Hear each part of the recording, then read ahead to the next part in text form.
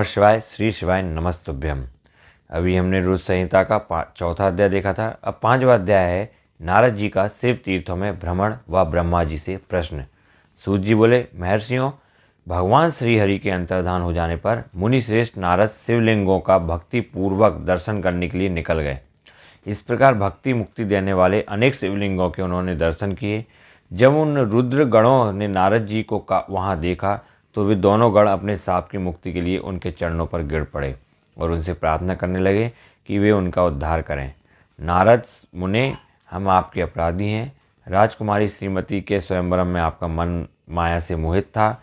उस समय भगवान शिव की प्रेरणा से आपने हमें शाप दे दिया था। अब आप हमारी जीवन रक्षा का उपाय कीजिए। हमने अपने कर्मों का फल भोग लिया है। कृपा कर हम पर प्रसन्न होकर हमें शाप मुक्त कीजिए। नारद जी ने कहा, हे रुद्रगणों, आप महादेव के गण हैं एवं सभी के लिए आदरणीय हैं। उस समय भगवान शिव की इच्छा से मेरी बुद्धि भ्रष्ट हो गई थी, इसलिए मोहवश मैंने आपको शाप दे दिया था।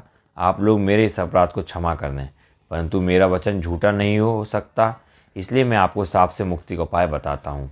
मुनिवर विश्वा के वीर द्वारा तुम एक राक्षसी के घर में जन्म लोगे। समस्त दिशाओं में रावण और कुंभकर्ण के नाम से प्रसिद्धि पाओगे। राक्षस राज का पद प्राप्त करोगे। तुम बलवान व वैभव से युक्त हो जाओगे। तुम्हारा प्रताप सभी लोकों में फैलेगा। समस्त ब्रह्मांड के राजा होकर भी भगवान शिव के परम भक्तों में होगे।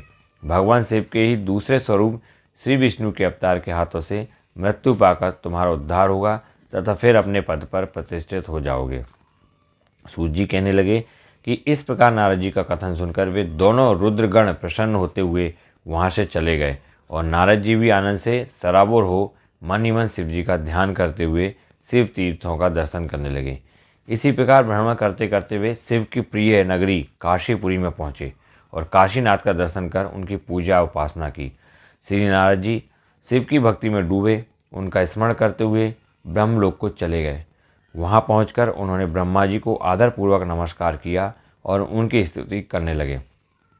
उस समय उनका हृदय शुद्ध हो चुका था और उनके हृदय में शिव जी के प्रति भक्ति भावना ही थी और कुछ नहीं। नारद जी बोले, हे पितामह, आप तो परब्रह्मा परमात्मा के स्वरूप को अच्छी प्रकार से जानते हो। आपकी कृपा से मैंने भगवान विष्णु के महात्म्य का ज्ञान प्राप्त किया है एवं भक्ति मार्ग, ज्ञान मार्ग, तपो मार्ग, दान मार्ग तथा तीर्थ मार्ग के बारे में जाना है, परंतु मैं शिव तत्व के ज्ञान को अभी तक नहीं जान पाया हूँ। मैं उनकी पूजा विधि को भी नहीं जानता हूँ। अतः अब मैं उनके बारे में सभी कुछ जानना चाहता हूँ।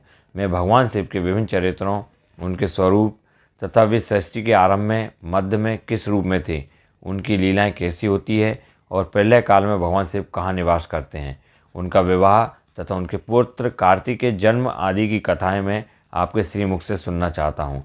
भगवान शिव कैसे प्रसन्न होते हैं और प्रसन्न होने पर क्या क्या प्रदान करते हैं, इस संपूर्ण वृत्तांत को मुझे बताने की कृपा करें। अपने पुत्र नारद की ये बातें सुनकर पितामह ब्रह्मा बहुत प्रसन्न हुए। तो ये पांचवा अध्याय था जिसमें नारद जी शिव तीर्थों में भ्रमण करते हैं और ब्रह्मा जी से प्रश्न